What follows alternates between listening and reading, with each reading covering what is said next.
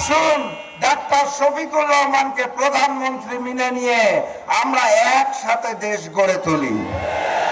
হাসিনা বলেছিল 10 টাকা কেজিতে চাল দিব, 5 টাকায় ডাল দিব, ঘরে ঘরে চাকরি দিব। মনে আছে আপনাদের? 10 টাকা কেজিতে চাল পেয়েছিলাম, 5 টাকার ডাল, ঘরে ঘরে চাকরি।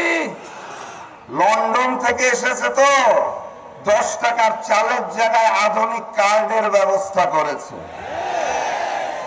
কার্ডের যে মূলা ঝুলানো হয়েছে, কার্ড না হয় দিবেন, সেই কার্ডের জন্য প্রতি ঘর থেকে আবার কত টাকা চাঁদা তুলবেন সেটা তো বলেন নাই।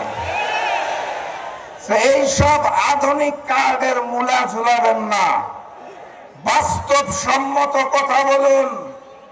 যদি মনে করেন আগামীর বাংলাদেশ গড়ে তোলার জন্য কাঁধে কাঁধ মিলিয়ে আমরা একসাথে কাজ করতে রাজি আছি, তাহলে আমি বিএনপিকেও আমন্ত্রণ জানাবো।